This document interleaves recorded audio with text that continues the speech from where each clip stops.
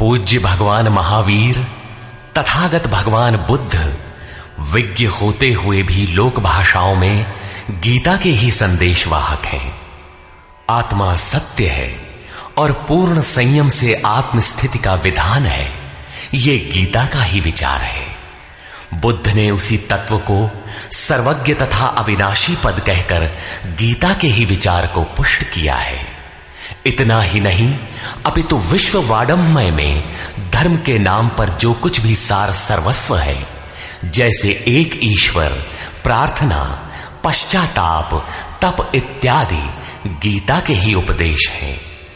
वही उपदेश स्वामी श्री अड़गड़ानंद जी के मुखाब से निःसृत यथार्थ गीता कैसेट रूप में मानव मात्र की मुक्ति का दिव्य संदेश बनकर उपस्थित है।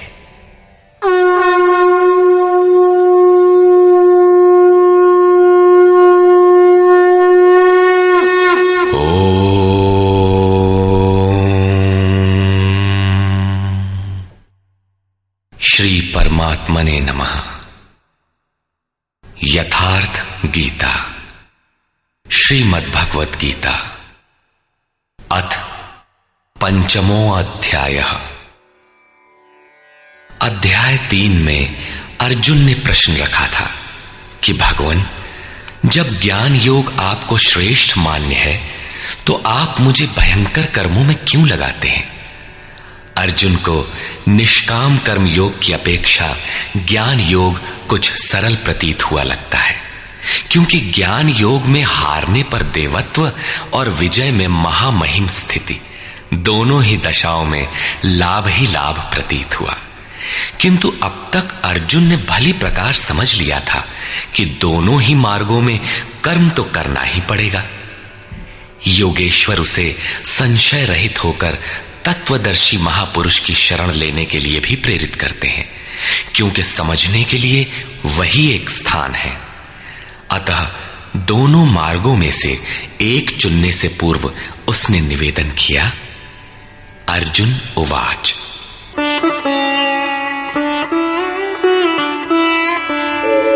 संन्यासं कर्मणां कृष्ण पुनर्योगं च शंससि यच्छ्रेय एतयोरेकं तन्मे ब्रूहि सुनिश्चितम्। हे श्री कृष्ण, आप कभी संन्यास माध्यम से किए जाने वाले कर्म की और कभी निष्काम दृष्टि से किए जाने वाले कर्म की प्रशंसा करते हैं। इन दोनों में से एक जो भली प्रकार आपका निश्चय किया हुआ हो, जो परम कल्याणकारी हो, उसे मेरे लिए कहिए। कहीं जाने के लिए आपको 2 मार्ग बताए जाएं, तो आप सुविधाजनक मार्ग अवश्य पूछेंगे। यदि नहीं पूछते तो आप जाने वाले नहीं हैं। इस पर योगेश्वर श्री कृष्ण ने कहा। श्री भगवान उवाच। संन्यासः कर्मयोगश्च निःश्रेयसकरावुभौ तयोस्तु कर्म संन्यासात् कर्मयोगो विशिष्यते। अर्जुन, संन्यास माध्यम से किया जाने वाला कर्म अर्थात ज्ञान मार्ग से किया जाने वाला कर्म और कर्म योग, निष्काम भावना से किए जाने वाले कर्म, ये दोनों ही परम श्रेय को दिलाने वाले हैं। परंतु इन दोनों मार्गों से संन्यास अथवा ज्ञान दृष्टि से किए जाने वाले कर्म की अपेक्षा निष्काम कर्म योग श्रेष्ठ है। प्रश्न स्वाभाविक है कि श्रेष्ठ क्यों है? ज्ञेयः स नित्य सन्न्यासी यो न द्वेष्टि न कांक्षति निर्द्वन्द्वो हि महाबाहो सुखं बन्धात् प्रमुच्यते। महाबाहु अर्जुन, जो न किसी से द्वेष करता है न किसी की आकांक्षा करता है, वो सदैव सन्यासी ही समझने योग्य है, चाहे वो ज्ञान मार्ग से या निष्काम कर्म मार्ग से ही क्यों ना हो। राग द्वेषादि द्वंद्वों से रहित वो पुरुष सुखपूर्वक भव बंधन से मुक्त हो जाता है।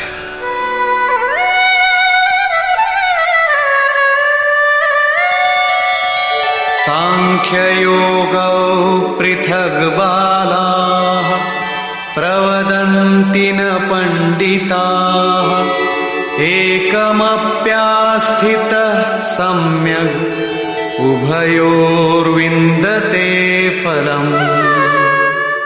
निष्काम कर्मयोग तथा ज्ञान योग, इन दोनों को वही अलग अलग बताते हैं जिनकी समझ इस पथ में अभी बहुत हल्की है, न कि पूर्ण ज्ञाता पंडित लोग।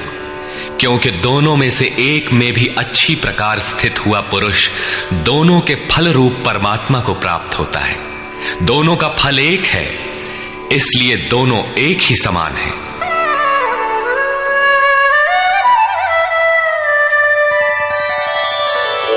यत् सांख्यैः प्राप्यते स्थानम् तद्योगैरपि गम्यते एकं सांख्यं च योगं च यः पश्यति स पश्यति। जहां सांख्य दृष्टि से कर्म करने वाला पहुंचता है, वहीं निष्काम माध्यम से कर्म करने वाला भी पहुंचता है। इसलिए जो दोनों को फल की दृष्टि से एक देखता है, वही यथार्थ जानने वाला है। जब दोनों एक ही स्थान पर पहुंचते हैं, तो निष्काम कर्मयोग विशेष क्यों? श्री कृष्ण बताते हैं,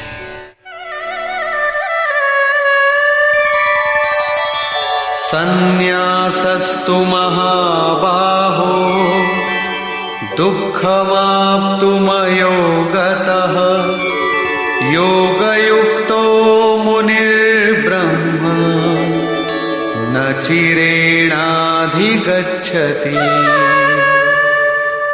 अर्जुन, निष्काम कर्मयोग का आचरण किए बिना संन्यासः का प्राप्त होना दुखप्रद है।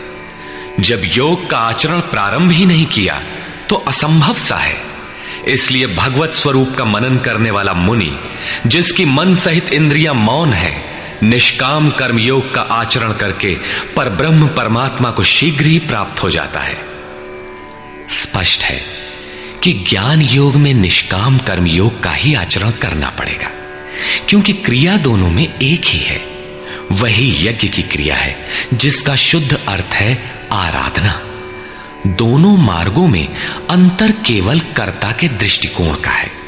एक अपनी शक्ति को समझकर हानि लाभ देखते हुए इसी कर्म में प्रवृत्त होता है, और दूसरा निष्काम कर्मयोगी इष्ट पर निर्भर होकर इसी क्रिया में प्रवृत्त होता है। उदाहरणार्थ, एक प्राइवेट पढ़ता है, दूसरा नॉमिनेट। दोनों का पाठ्यक्रम एक ही है, परीक्षा एक है, परीक्षक निरीक्षक दोनों में एक ही है। ठीक इसी प्रकार दोनों के सद्गुरु तत्वदर्शी हैं और एक ही है, केवल दोनों के पढ़ने का दृष्टिकोण भिन्न है। पीछे जैसे श्री कृष्ण ने कहा कि काम और क्रोध दुर्जय शत्रु हैं, अर्जुन इन्हें तू मार।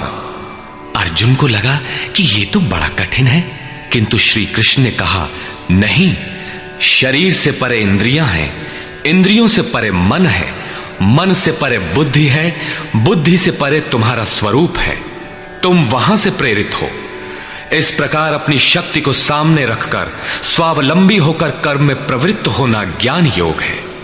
समर्पण के साथ इष्ट पर निर्भर होकर उसी कर्म में प्रवृत्त होना निष्काम कर्म योग है।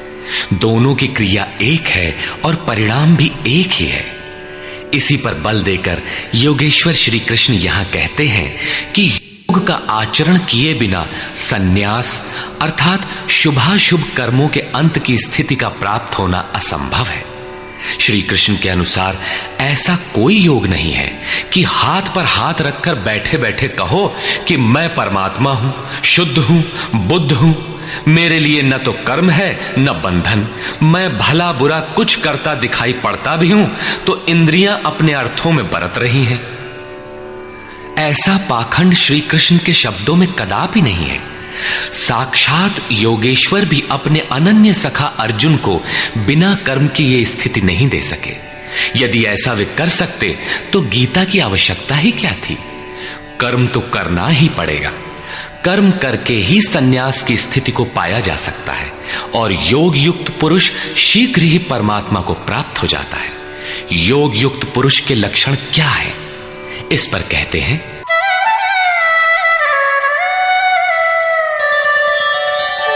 योगयुक्तो विशुद्धात्मा विजितात्मा जितेन्द्रियः सर्वभूतात्मा भूतात्मा कुर्वन्नपि न लिप्यते। विशेष रूप से जीता हुआ है शरीर जिसका, जीती हुई है इंद्रियां जिसकी, और विशेष रूप से शुद्ध है अंतःकरण जिसका, ऐसा पुरुष संपूर्ण भूत प्राणियों की आत्मा के मूल उद्गम परमात्मा से एक ही भाव हुआ योग से युक्त है। वो कर्म करता हुआ भी उससे लिप्त नहीं होता। तो करता क्यों है? पीछे वालों में परम कल्याणकारी बीज का संग्रह करने के लिए लिप्त क्यों नहीं होता? क्योंकि संपूर्ण प्राणियों का जो मूल उद्गम है, जिसका नाम परम तत्व परमात्मा है, उस तत्व में वो स्थित हो गया। आगे कोई वस्तु नहीं जिसकी शोध करे। पीछे वाली वस्तुएं छोटी पड़ गई तो भला आसक्ति किसमें करे? इसलिए वो कर्मों से आवृत नहीं होता। ये योग युक्त की पराकाष्ठा का चित्रण है। पुनः योग युक्त पुरुष की रहनी स्पष्ट करते हैं कि वो करते हुए भी उससे लिप्त क्यों नहीं होता। नैव किंचित करोमीति युक्तो मन्येत तत्त्ववित् पश्यन् शृण्वन् स्पृशन् जिघ्रन् अश्नन् गच्छन् स्वपन् श्वसन् प्रलपन् विसृजन् गृह्णन् उन्मिषन् निमिषन्नपि इन्द्रियाणीन्द्रियार्थेषु वर्तन्त इति धारयन्। परम तत्व परमात्मा को साक्षात्कार सहित जानने वाले योग युक्त पुरुष की ये मन स्थिति अर्थात अनुभूति है कि मैं किंचित मात्र भी कुछ नहीं करता हूं। ये उसकी कल्पना नहीं, बल्कि ये स्थिति उसने कर्म करके पाई है। अब प्राप्ति के पश्चात वो सब कुछ सुनता हुआ, स्पर्श करता, सूंघता, भोजन करता, गमन करता, सोता, श्वास लेता, त्याग करता, ग्रहण